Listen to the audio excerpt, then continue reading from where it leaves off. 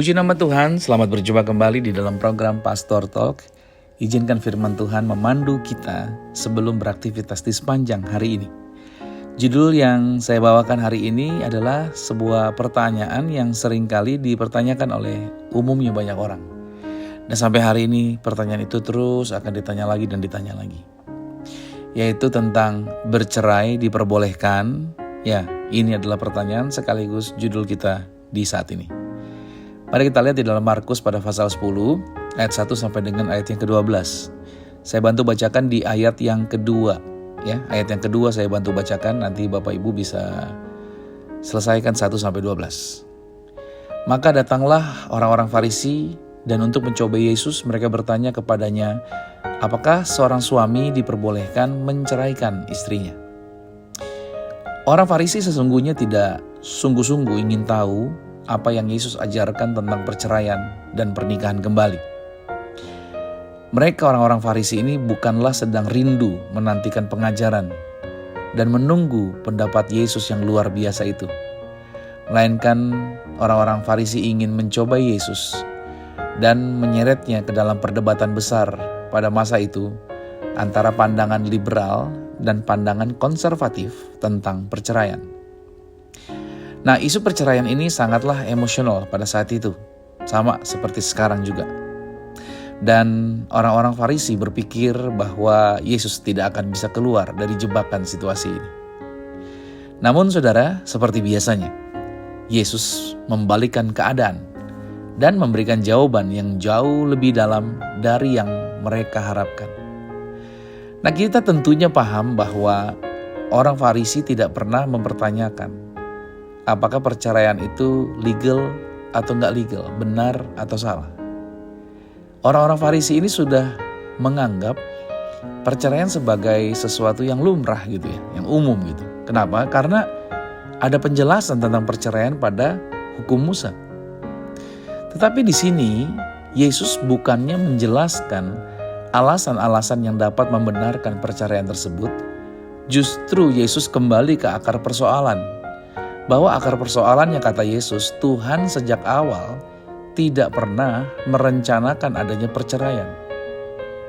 Nah, jika mereka benar-benar mengerti makna perjanjian, karena ketika orang menikah itu menjadi satu daging antara suami dan istri, maka sesungguhnya mereka tidak akan pernah mencari alasan untuk keluar dari pernikahan tersebut. Nah, pendekatan ini membuat orang Farisi terheran-heran akan jawaban Yesus. Lalu mereka mulai bertanya kembali begini. Kalau begitu mengapa Musa dalam hukum Taurat memberikan ketentuan tentang perceraian? Nah, Yesus menjawab kembali bahwa perceraian diizinkan tetapi tidak pernah dimaksudkan oleh Tuhan agar manusia dapat bercerai. Artinya Tuhan mengizinkan sesuatu yang sebenarnya Dia benci. Alasannya, izin itu dapat diberikan karena hati manusia itu keras, menuntut dan meminta untuk diterbitkan surat cerai. Hal ini juga berlaku kepada hal yang namanya poligami. Raja-raja, ada orang-orang Yahudi di Alkitab juga yang berpoligami. Tuhan membenci poligami, saudara. Tetapi hati manusia itu keras. Mereka yang pengen hal tersebut. Bahkan Tuhan juga membenci perbudakan. Tetapi hati manusia yang keras menjadikannya demikian.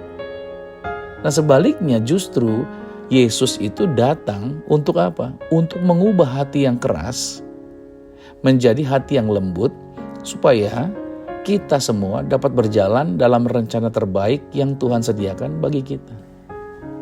Nah, berarti pelajaran kita hari ini yang menjadi catatan penting adalah yang pertama, perceraian bukanlah rencana awalnya Tuhan. Garis bawahi di sini.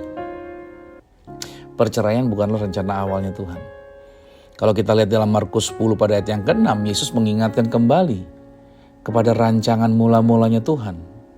Bahwa seorang laki-laki dan seorang perempuan itu bersatu menjadi satu daging.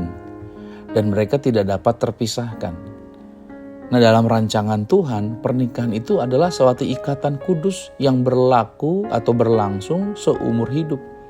Bukan sesuatu yang bisa dipisahkan atau sesuatu yang bisa diputuskan dengan mudah. Jadi ingat, perceraian bukanlah rencana awalnya Tuhan. Yang kedua, pelajaran kita adalah akar masalahnya. Akar masalahnya adalah apa? Hati yang keras. Ini masalahnya, hati yang keras. Yesus mengungkapkan bahwa alasan perceraian itu ada hanyalah karena hati manusia yang keras.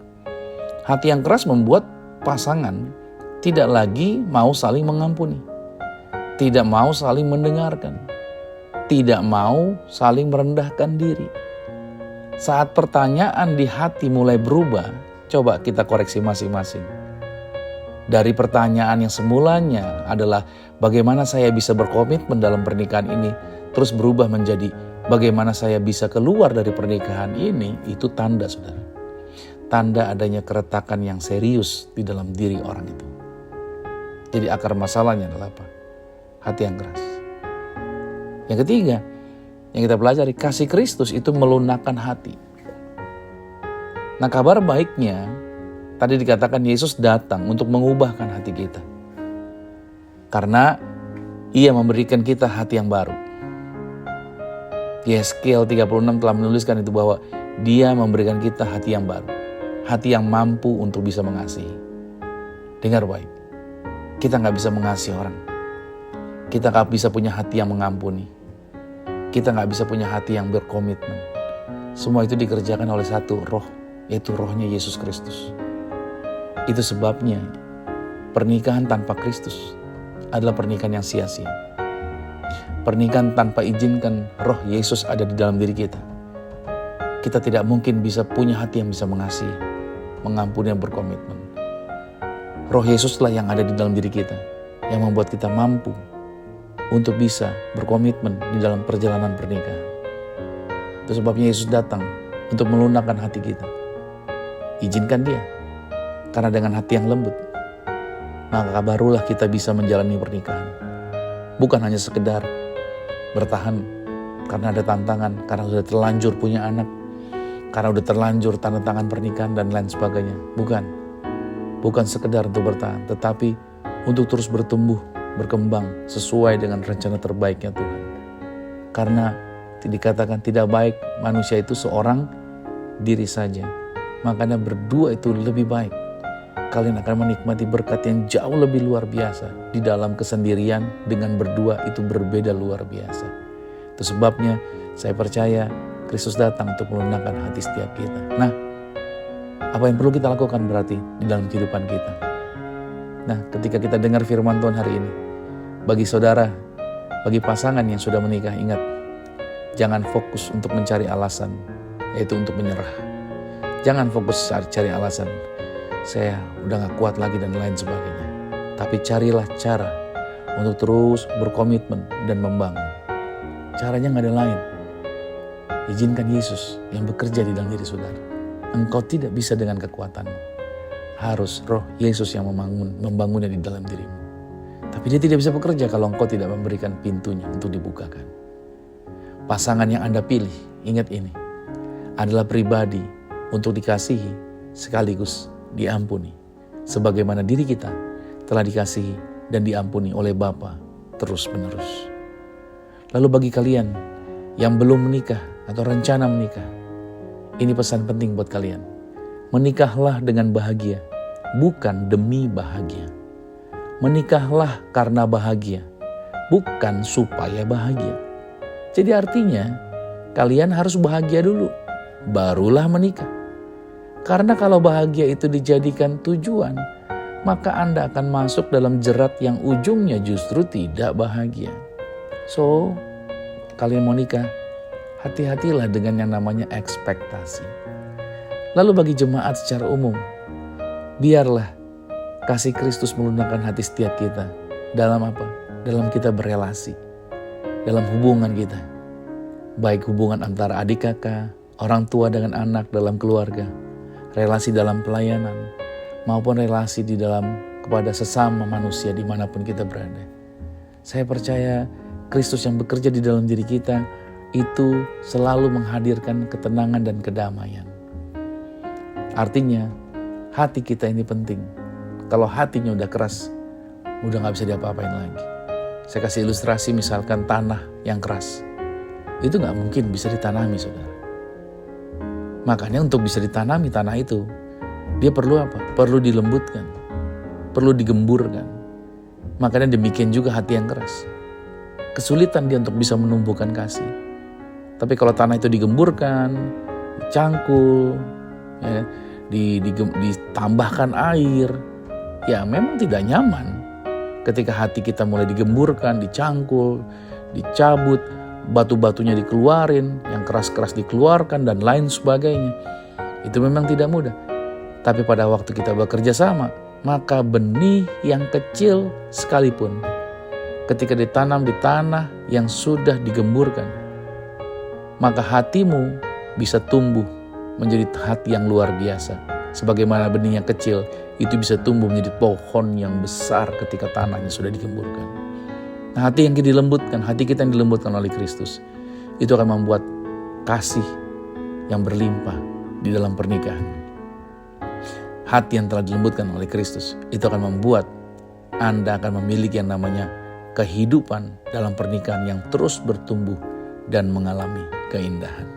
So, pesan penting yang buat kita pahami hari ini adalah Tuhan tidak pernah merancangkan perceraian. Ingat baik, Tuhan gak pernah merancangkan perceraian. Yang Tuhan rancang adalah pernikahan yang dipenuhi kasih dan kesetiaan. So, jika hati kita lembut di hadapan Tuhan, maka kita akan menikmati rencana terbaiknya Tuhan. Ingat baik, yang kita ikuti panduannya firman, bukan pengalaman orang tua. Orang tua, teman, kerabat pernah gagal, bukan berarti kita ngikutin mereka. Yang kita ikuti panduannya adalah firman Tuhan. Kalau firman Tuhan mengajarkan kita, hati kita dilembutkan, ayo ikutin firman Tuhan. Ketika engkau berjalan dengan orang pilihan, dengan orang yang kau pilih, dan kau setia, kau komitmen, percayalah, berkatmu tidak akan pernah kering. Berkatmu akan berkelimpahan pada waktu engkau berkomitmen bersama dengan orang yang kau pilih. Untuk setia sampai selama-lamanya. Selamat beraktivitas, selamat menikmati berkat Tuhan. Tuhan Yesus Kristus memberkati. Shalom.